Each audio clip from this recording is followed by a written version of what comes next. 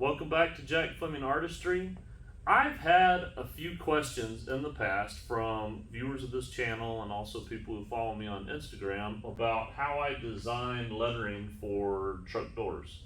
This 1975 GMC Sierra came in yesterday. We're going to be putting a plumbing sign on it, but we're actually developing that from scratch. I don't have an existing logo. Got a lot of other lettering and stuff that goes on this truck, and I have it here for about a week and a half. So that gives me a good enough time to make a good video for you guys and answer some of those questions I've had in the past.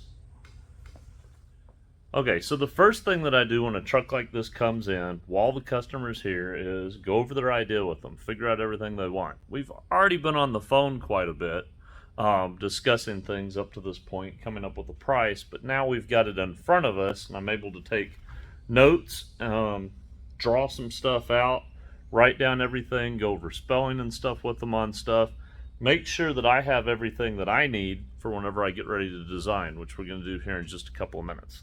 Other than paper notes, I also take notes actually on the vehicle, usually using tape. I've taped out top and bottom of where I want letters that are going to go on the front of the hood here. I've gone through and started taping off here down the side. On this, I lined it up with the Sierra letters here, but we've got to put a, what do they call it, a master number for plumbers on the front fender here. So I've kind of started figuring that out with tape, and I go around the whole vehicle, and if I need to, I put tape in other places. That tape is there just to help me so that I remember what things we talked about and go ahead and kind of figure out how to get started on stuff. This piece of tape right here on the door I put down so that I know about where I want the absolute top of any signage that I put. Might go a little bit below that, might not, but I know that for me, I don't want to go above that because of this body line that's right here. Okay, real quick, in my notes, and I'll put these up here close for y'all, I have on here that we're putting a logo, phone number, and the name of the town on the door. One of the other things that was mentioned whenever my customer was here and we both looked at and kind of liked, he had this old soldering paste can, and the labeling on it is super awesome. And it's got some other labeling here on the side. And if we can do something that's kind of maybe in the vein of that or drawing a little bit of inspiration from that, might be a good idea for us. Couple of key points that I try to keep in mind when I start to generate ideas here is what is the most important part of the information that needs to go on the door. The name of the company on this is MCG Crush Plumbing Solutions. And then we're going to have the phone number and the name of the town. All of that needs to go on the door. The thing I need to keep in mind is anyone who sees this driving, and just in general as people, we don't take more than a few seconds, maybe 5 at most, to read anything, especially if it's going down the road. We got just seconds to read it. So the most important things that somebody needs to know in this is that it's a plumbing truck. So the plumbing solutions part of that is going to be the biggest lettering that I'm going to put on this. The name of the company might be equal in size if I make it to where it doesn't stand out as much. What has to stand out the most is that plumbing solutions part. Phone number also is really important. To me, that's probably second in importance. So I'm going to start drawing some little visual notes here and try to figure out how I want that to look. And I do this really small, teeny tiny little drawings. They're called thumbnails. This comes back from fine art training for me. Whenever you're coming up with a composition and stuff for a painting or whatnot, get all your ideas out, work them out, change them up and everything, small and quick, rather than taking a whole bunch of time. So let's go ahead and do that. I really try not to take maybe more than 10-15 minutes tops. I'm going to put this on hyperlapse. Hopefully I'll come up with a good idea after that, maybe way sooner than that, and then we can start refining it.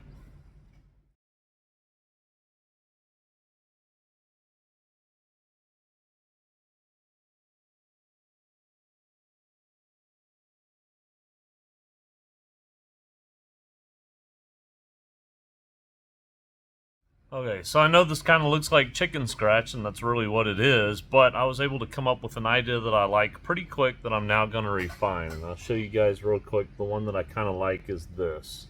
And the idea behind it is that Plumbing Solutions will be in a big black box. That way it stands out the most on this white truck with white letters in the inside of it. Really quick, easy to read. Underneath it, I'll do black letters for the phone number. That way both of these can be in a block letter.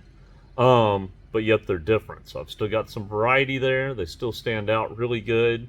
We've talked about doing their name maybe in silver leaf up here. Silver on that white isn't going to stand out as much as a black to white contrast will be. So that still makes this part, the Plumbing Solutions part, stand out the most.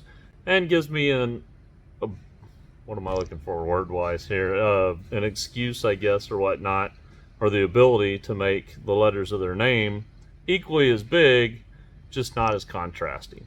So I'm going to go ahead and refine this a little bit, and then I'm going to shoot my customer a message here. As I'm sitting here getting ready to refine this drawing, I thought I'd show you guys real quick a couple of books that I like that help me figure out what letters I might want to use for stuff, letter styles, maybe even some layout stuff.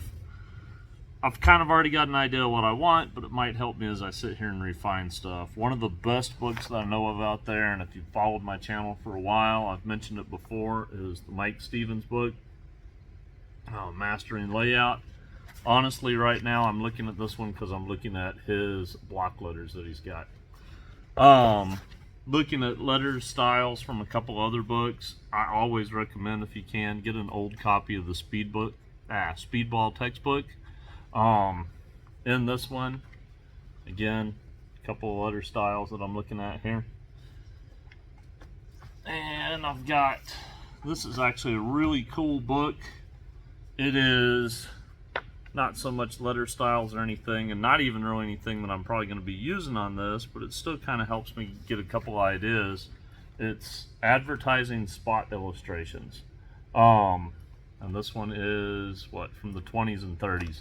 A little older than what we're looking at on this truck, but there's a lot of cool things. There's a page in here that just has plumbing stuff.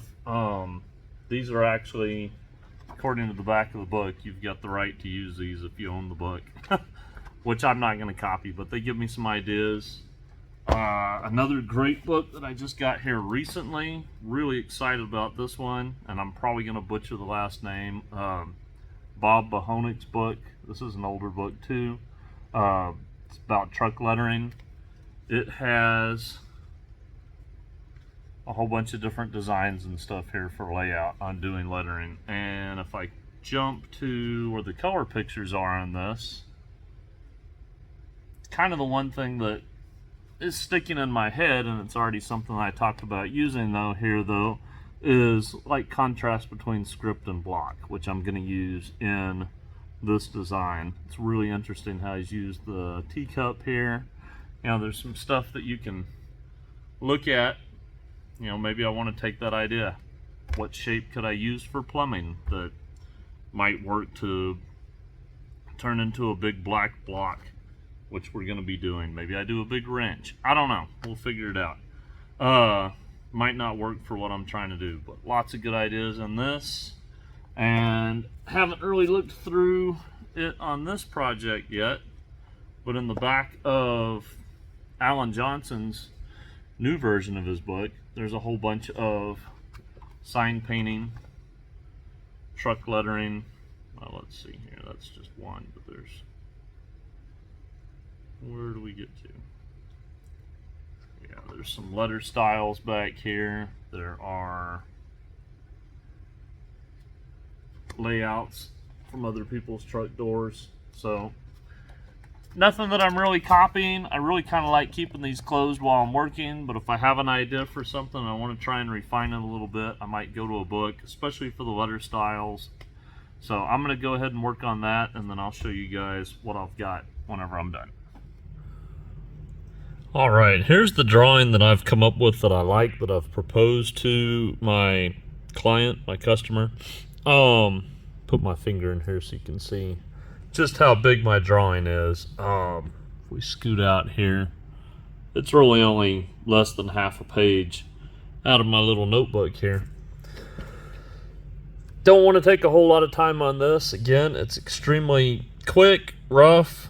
I drew a line through the middle. Not something I've come up with. This is something people have been doing for a long time, but that way I've only got to really kind of refine one half of this and don't have to spend the time on the other half. So I've kind of refined it here. Again, still rough, but it's to get the idea across to them. If we look at a couple of things that I'm after, these letters might, I'm thinking at the moment they'll probably end up with leaf work in the middle of them. Might leave them open, or might even just use imitation gold as far as paint. But so that will contrast the large block that, again, we've got contrast in it from the black to white, so that's going to stand out really good, grabs our eye. Underneath that, using the same letter style for these numbers, I've got filled in black letters, and then really small underneath it. Probably base it off the same letter style, but stretch them out, let them be a little bit shorter and a little bit wider, putting the city and the town. And something that I like to do is, if you notice, and I'll use 2 pencils here, I try to make all of this kind of be sort of like a diamond. I either like diamonds or triangles. MCG Crush, again, I didn't want to make it so big on here. If I was to make it as a triangle, that part would be really big going off of what's on the camera here. So I'm using the diamond because I really want this to be the most important part. Waiting to hear back from them. While I'm waiting to hear back from them, I'm probably going to go ahead and set my paper and stuff up here on my drawing table and get ready to draw that out in hopes that they give me the okay on it.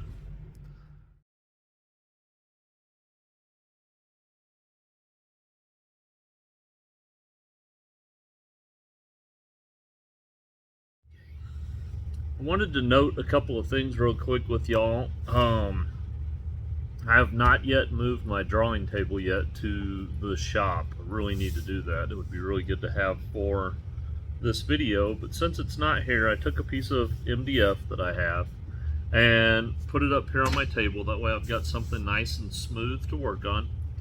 The other thing that I just did is I took my T-square and I put the bottom of my paper exactly 1 inch from the edge of the T-square.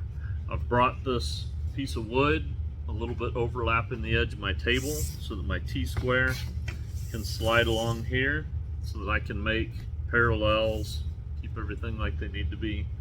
Kind of the big note that I got here right now, this piece of paper is just a little over the width of the door of the truck.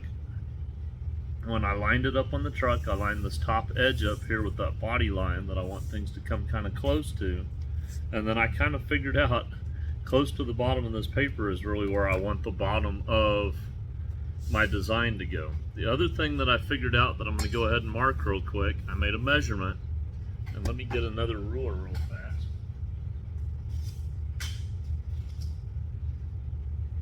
I made a visual measurement while it was mocked up on the truck of about how far away I think the end of that block should be.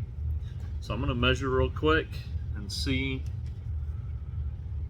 close to 4 inches. So I'm actually going to make that exactly 4 inches. That way it's easier for me to figure out math later. So 4 inches from this mark right here, I don't know if you can even see that. 4 inches from there, I'm going to go ahead and make one line. It's going to be basically a margin. I'm going to come over here to the other side, and I've got another mark there. 4 inches from that one comes my left margin.